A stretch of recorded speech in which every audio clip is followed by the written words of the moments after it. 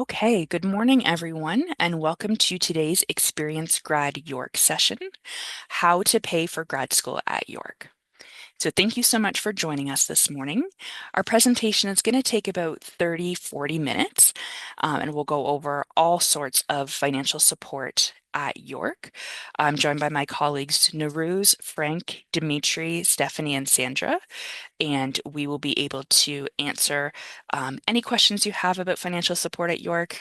And if we can't, we'll refer you to someone at York who can. So for what we'll be covering today, we're going to go over various forms of financial support at York.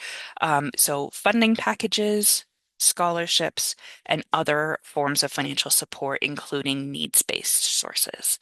So keep in mind that funding packages and scholarships are completely separate, and we'll go into those in more detail in the next slides.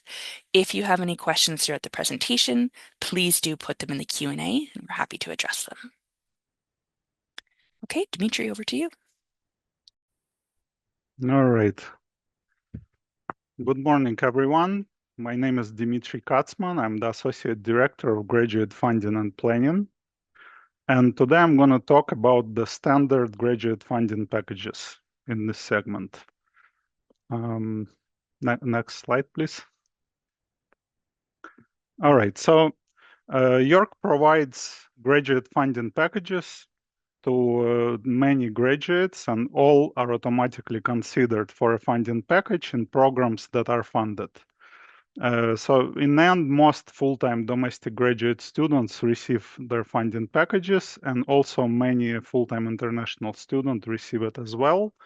Now, the funding packages themselves, they vary. There are a lot of different combinations, a lot of different components that could be included in your package. And it also depends on what program is offering you the package, and also if you pay in domestic or international tuition. So all those factors, they end up influencing how much exactly you're going to be getting in your package. And if you admitted as a funded student to York, you can always find this information in your offer of admission letter. And this letter, you'll receive it in the email and probably as a paper version, but you can also find it in My File section on York website. If you don't have it, you can always find it there. And the funding package, it includes various components, and usually there are three categories of funding. So there is funding that you automatically get by being admitted as a funded student to your program. And then another component is the funding that you will earn by working as a teaching assistant or graduate assistant or research assistant. And then the third type of funding is the funding that you will have to be proactive. You will have to apply once you become a registered active student. You will be able to apply for a lot of different options to receive some additional funding. And that part will be covered by Nowruz after my segment. Okay, so let's continue to the next slide. So now let's review the first type of funding is all the funding that is being granted to you when you are being admitted as a funded student. So first one is your graduate fellowship. And the purpose of this component is basically to cover your tuition costs, and then any remainder that is left will be refunded to your bank account for your personal expenses. The second component is the faculty enhanced funding, and this is offered in select programs specifically to attract more candidates for some programs. You will get some additional funding as well. You also have entrance scholarships. So this is something that Nowruz will also talk more in detail. But this is basically a scholarship that you will get in your first year, based on your transcripts, on your grades of what you submitting. And then the bursaries. So bursaries is tricky because you have bursaries that are automatically given to you, like healthcare bursaries and UHIP bursaries to help you cover the health insurance. And then there are multiple bursaries that you can apply for separately based on your financial need and other criteria and other factors. So in this case, we're only talking about the bursaries that are automatically granted to you. So UHIP and extended healthcare coverage. Okay, let's go to the next slide. Okay, so the second component is the funding that is earned through working as a teaching assistant, graduate assistant, or research assistant. Not all funding packages offer those components. Some funding packages don't have it at all. It's just fellowship and that's it. But many packages do have those different variations. And I just want to explain the difference between them. So teaching assistant and graduate assistant, those two classifications are considered regular employment. They are part of the CUPE collective agreement. They're taxed and they come with the funding collective agreement provisions. So the salary portion of it will be taxed as a regular employment and will be paid directly to your bank account, while those funding components that come in association with a contract will be posted on your student account and then later refunded to your bank account as well, but that portion will not be taxed. This is part of the overall funding for you. Now, research assistant is different. So, a research assistant is not considered regular employment and it's not part of any collective agreement. And it's actually directly tied to the subject matter of your studies. So, this really part of your study curriculum. And as a result, this is not an employment, so you will not be taxed on the amount that you will be getting for this. So, this is really a stipend for this role. Okay, let's go to the next portion. Next slide. So now we can see here we can see a little bit more specific amounts, right? So just remember that these are very standardized versions of the package, and in many cases you will receive slightly more, or sometimes maybe slightly less, but overall that's the ballpark of the total. So for master's program, we have packages for masters that don't have any employment component, as you see here. So domestic students will get 10,000 for the 3 terms, and the international students will also receive, in many cases, faculty enhanced funding. So they will receive 24,000. And I'm sure you noticed the big difference between domestic and international packages. And the reason is because the international fees are much higher. So York helps the international students to close that gap. Okay, let's go to the next slide. So here we have a different type of funding package for master's programs that are longer. So a lot of master's programs could be for 6 terms instead of 3. They could be 4, 5, and 6 terms. And typically those longer programs, they have an employment component in them. So those teaching or graduate assistant or teaching assistant, it could be part of the package, which includes the salary and those collective agreement provisions. So altogether, you will get 53,000 for domestic student and almost 85,000 for international student. Okay, so now let's go to the PhD. Next slide. The PhD ones, most of the PhD packages are very similar with minor differences. And also the amounts that you see here, these are annual amounts. So for the master's programs, you see the full package because they are short. But for the PhD packages, the total that you see here, 27,000 for domestic and 39,000 for international. This is an annual amount that you will receive for the first 5 years of your PhD studies. So I think that's it. So let's go to the next slide. Okay, so just before I conclude my segment about standard packages, I wanted to reiterate some points, to address some misconceptions about what this funding package is.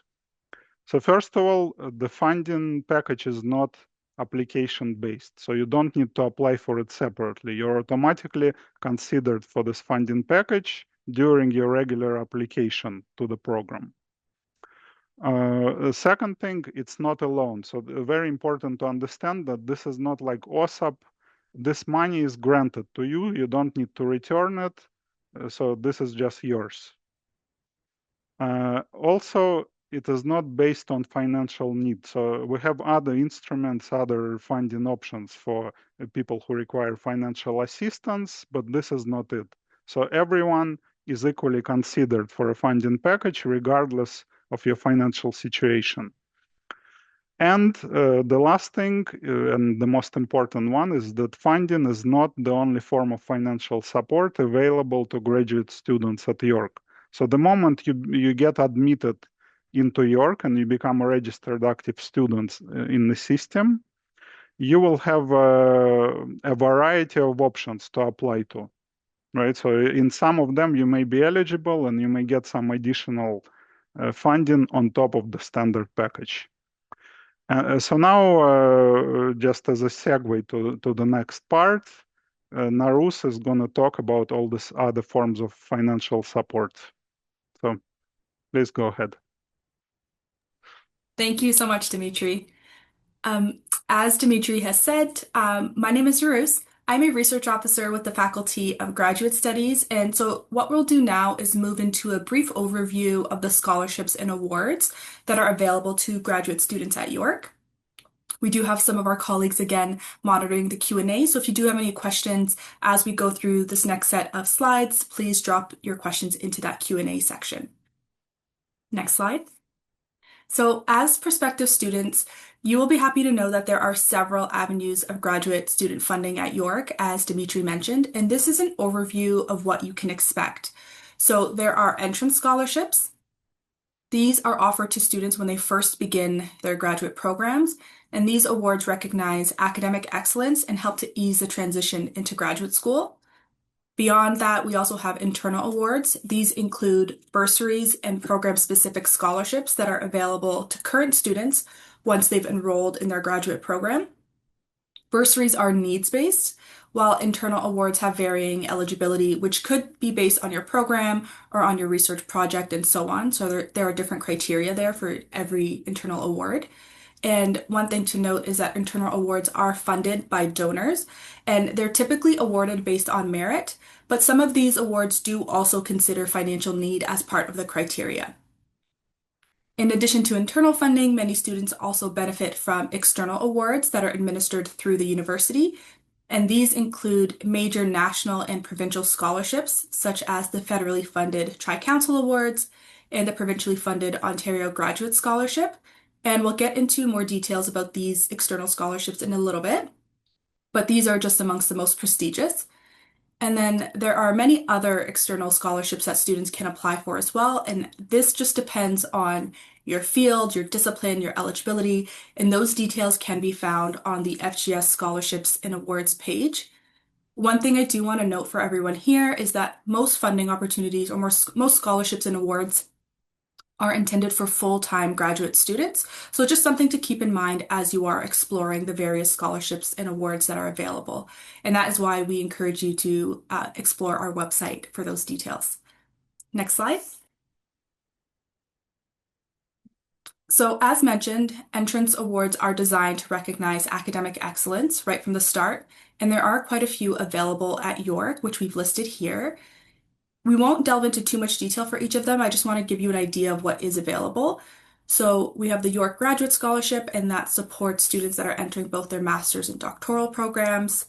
Doctoral students can also be considered for the prestigious Elia Scholars Award, which is one of the highest honors for incoming PhD students. It's valued at $35,000 a year for up to 4 years.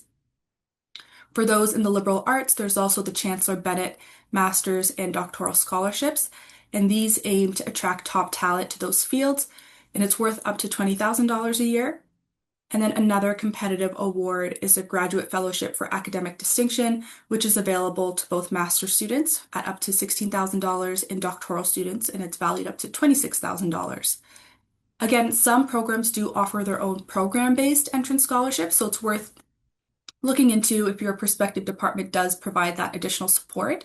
But the good news here for applicants to York is that you would be automatically considered for these entrance awards, so there's no need to submit a separate application. Generally speaking, some entrance scholarships or entrance awards are granted along with your offer of admission, while others might be awarded a little bit later on once admissions decisions have been finalized. So for entrance awards, no action is needed on your part other than to apply to York. We'll move on to the next slide. So with regards to awards available to current students, we have, again, those internal awards, which are typically donor funded. At York, there's approximately $15 million available annually in internal awards, and most of these are valued at anywhere between $500 to $5,000.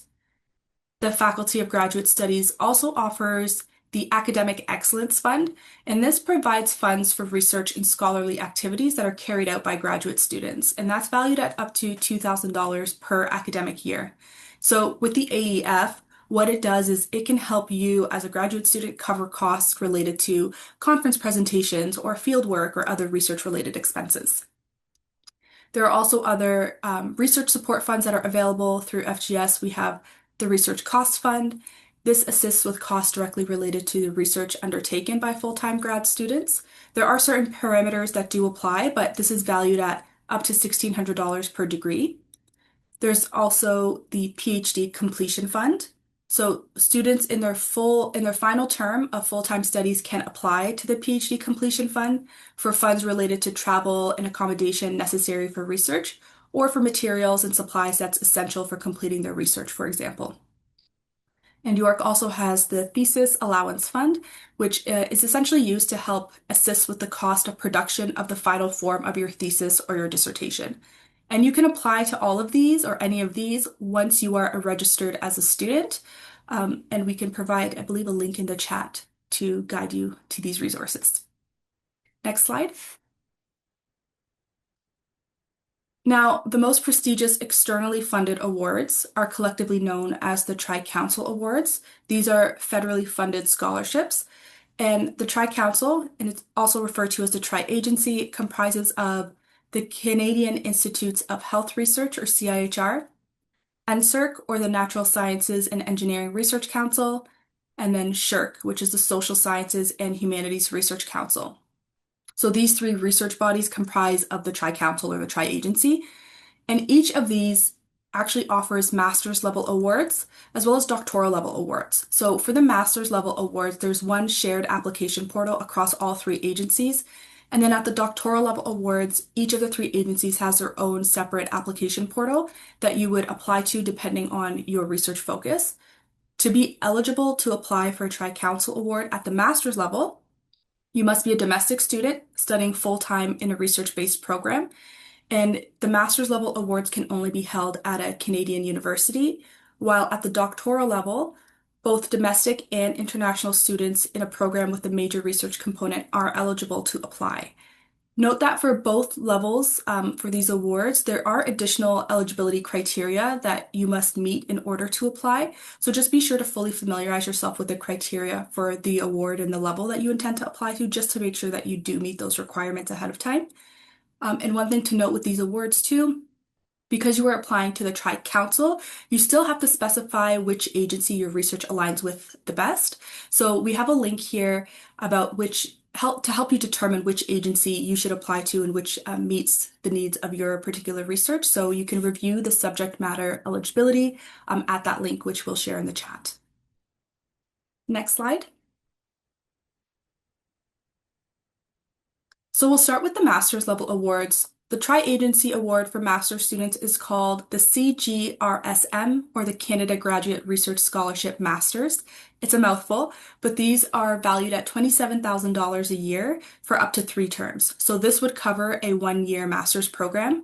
The deadline to apply for master's students for this particular award is typically December 1st every year. So for any future master's students here who might be interested in applying, please familiarize yourself with the criteria to see if you're eligible, and then get your application components ready for later this year in the fall for the application deadline. Applications must be submitted through the Tri-Council's research portal by that December 1st deadline, and then results are announced directly by the agency the following spring, usually on April 1st. So just something to keep in mind. And now we'll move into the next slide and look at the selection criteria for these master's level awards. So for the CGRSM, if you do apply, your application will be evaluated based on 3 key criteria. The first is academic excellence, which counts for 50% of the evaluation. So this includes things like your academic record, including your GPA, scholarships, and awards that you've held in the past. Next is research potential. This counts for 30% of the evaluation. So here reviewers are looking at the quality and originality of your research contributions, as well as the significance, feasibility, and merit of your proposed research. And then finally, personal characteristics and interpersonal skills make up that remaining 20%, which includes things like your work and leadership experiences, as well as your involvement in academic life, volunteer activities, and community outreach. So just keeping these criteria in mind is important as you are preparing those applications to make sure that you provide a well-rounded application. Next slide. So for those of you who are thinking ahead, we have the Tri-Council doctoral scholarships. These scholarships at the doctoral level fall under health, social sciences, and natural sciences and engineering. But here we have the SSHRC doctoral scholarships for those of you in the social sciences and humanities. These are valued at $40,000 a year for up to 3 years. The deadline for submitting a SSHRC doctoral application is typically in early October. The deadline changes slightly each year because there's an internal deadline specific to York University applicants. So keep your eye out for that, typically in early October. Once applications are submitted, they first go through an internal adjudication review process at the institutional level at York, and then top-ranked files are then forwarded to the agency in Ottawa, who will make the final decision, which are typically announced in the spring. Now we'll move on to the next slide about NSERC doctoral scholarships.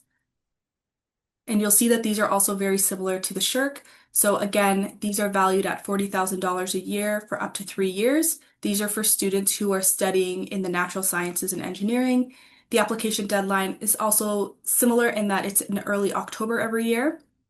And these also go through that same internal adjudication process before the top-ranked applications are forwarded to the agency in Ottawa for the final decision. And then finally, next slide, we have the CIHR doctoral scholarships. And these are for students who are conducting research that is health-related. So if that sounds like you, consider familiarizing yourself with the CIHR doctoral scholarships.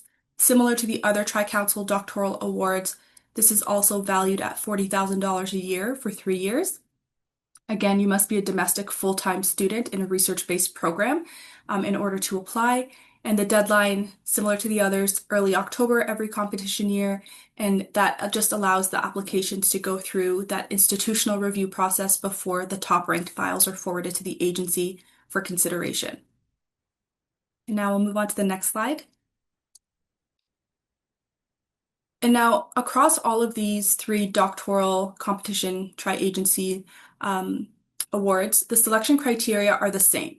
So they equally weigh applicants according to their research ability and potential, and their relevant experience and achievements obtained within and beyond academia. So these are the criteria that both internal faculty members at York use when they're reviewing student applications at the institutional level. And it's also what's used by the agencies to rank and review candidates at the national level. So similar to the master's level, we recommend that you keep the selection criteria open for the doctoral awards if you are planning to apply as you are preparing your application, just to make sure that you're highlighting all of these different criteria throughout your application. So just make sure that you're keeping that in mind and keeping this link open when you're doing that, and we can share a link in the chat with the more detailed version of the selection criteria. Next slide. Another avenue for funding is the Ontario Graduate Scholarship and the Queen Elizabeth II or QE2 scholarships, which are both open to the master's and PhD students. These are merit-based scholarships that are jointly funded by the province of Ontario and the school that's offering the award. So for both the OGS and the QE2, the value and the duration are the same. If you are successful, you would be awarded $15,000 a year for 1 year, and this is considered a non-renewable award, so that just means that you would have to reapply each year that you're eligible. And you must hold the award for at least 2 consecutive terms during your graduate degree, or up to 3 terms or 1 year if successful. So the OGS and the QE2 cover a 1 year program. For OGS, both domestic and international students from any program can apply. For the QE2, only domestic students in the science, technology, and engineering programs are eligible. But the adjudication for both of these awards take place together at the institutional level. So at York, OGS applicants in the science, technology, and engineering programs who are eligible to hold a QE2 are automatically considered for QE2. So it's essentially the same application, so you don't need to worry about which one to apply to. You would just apply to the OGS, and then our team would sort of manage that process internally to see who's eligible for the QE2. But otherwise, everything else is the same.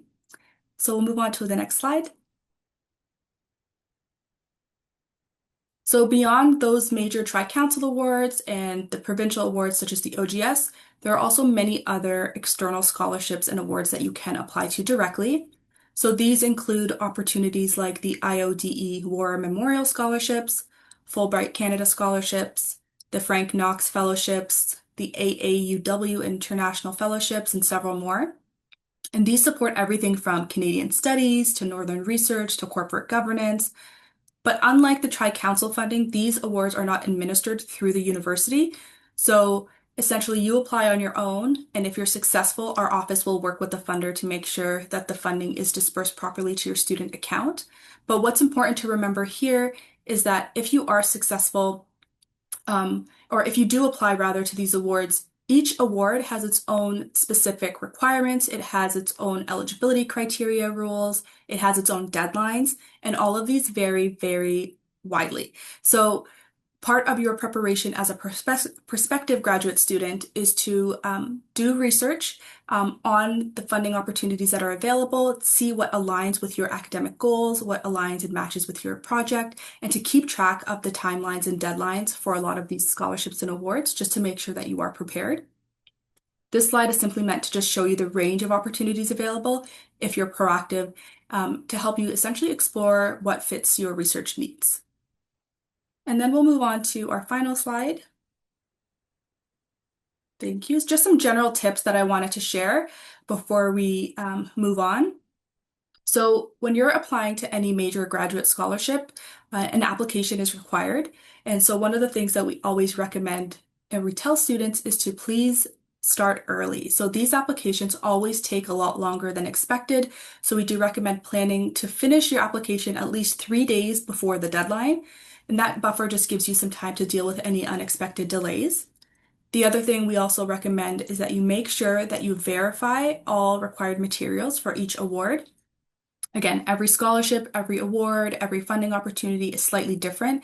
They have varying criteria and requirements, but most major awards will ask for something like a 1 to 2 page research statement, 2 to 3 reference letters, your transcripts for all of your post-secondary studies, as well as a CV or a record of your academic contributions. So as prospective students, you actually have the advantage of time. You can begin thinking ahead now about how you will plan your writing, who you might ask for a reference letter, and how you'll organize your materials for the fall, which is when a lot of these scholarship opportunities launch, so when the applications open. One thing to keep in mind as well is that the application formats vary. So for example, some scholarships require you to upload the reference letters, while others send your referee an automated link through the portal, and then your referees then upload their own reference letters so you wouldn't see them. So it's important to just pay close attention to the specific instructions for each award. If you do start early and keep track of the requirements, you'll be in a really strong position to handle any last-minute hiccups and to be able to submit a complete and competitive application. So with that, I'll hand it back over to my colleagues who will talk about some other forms of financial support. Okay, that's awesome. So thank you, everyone. Just a couple more slides with some more additional forms of financial support for graduate students at York. So as you can see, we've got bursaries, OSAP, and research assistantships. Starting off with bursaries. So graduate students at York can apply for bursaries through the Faculty of Graduate Studies once they start their program. So for the vast majority of you, that will be September. Most students have a September start.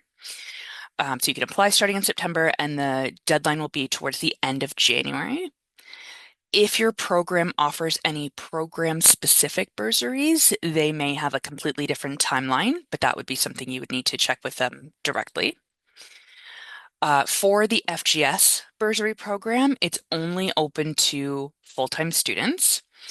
Programs may have bursaries for part-time, but again, happens at the program level.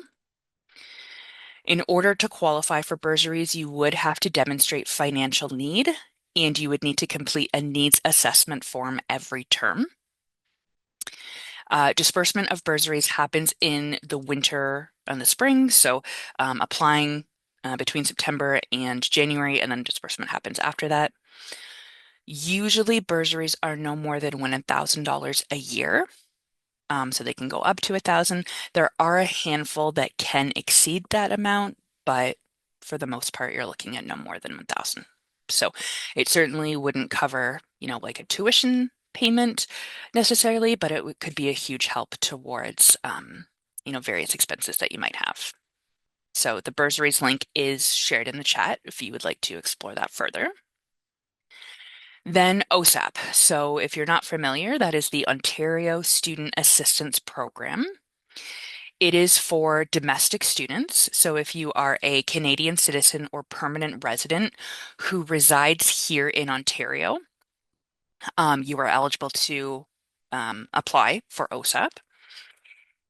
All graduate degrees at York are eligible for OSAP. It's just graduate diplomas that are not. So OSAP is basically, it consists of grants and loans that are distributed by the government of Ontario.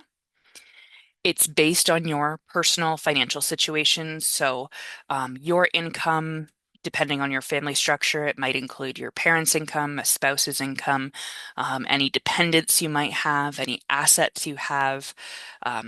You disclose all of that during the application. And then they kind of assess what sort of OSAP you would be eligible for. Grants, money you don't pay back, and loans, money that you would pay back. So we do have a lot of graduate students who are utilizing OSAP in addition to a funding package, in addition to scholarships, etc. If you are a resident of another province in Canada, province or territory, you would need to apply through your home loan grant support system. You can then utilize that to study outside of the province, but you do have to apply through the program in your province of residence. And it's a bit confusing, but going to school in Ontario doesn't make you a resident of Ontario. It's where you were living before going to school. But you can check out the OSAP website here that we've shared. The OSAP application for 2026 is not quite open yet. You could go through and see there's an OSAP estimator for 2025, but there have been some changes that were recently announced for the program. So don't go too much off of last year's estimates, but definitely keep an eye out for when they're announcing 2026 estimate calculators, the application, so on and so on. And then lastly, Dimitri kind of covered this because research assistantships can be given out as part of a funding package, but they're not actually work. Anyway, it's a stipend for assignments related to your research. And I've shared a link in the chat that is work that pertains to, that explains different forms of work or roles that are performed by graduate students for money, whether that is a work role or otherwise. So that's really the end of the formal presentation. Not that it's formal, but the end of the slideshow. We do have the following social media channels at the Faculty of Graduate Studies, so Facebook, Instagram, X, YouTube, and LinkedIn. This recording of this session will be available on YouTube in the coming weeks so that you can refer back to it as needed. And here is a list of contacts at the Faculty of Graduate Studies. I'm going to put these in the chat as well. Any admission inquiries, please go to please email fgsapply@yorku.ca. For scholarships, it's Ask FGS. And then for funding, it's FGS info. So I'll leave this up. Actually, I guess it's in the chat, so you can have access to that there. We will end the presentation now and take questions.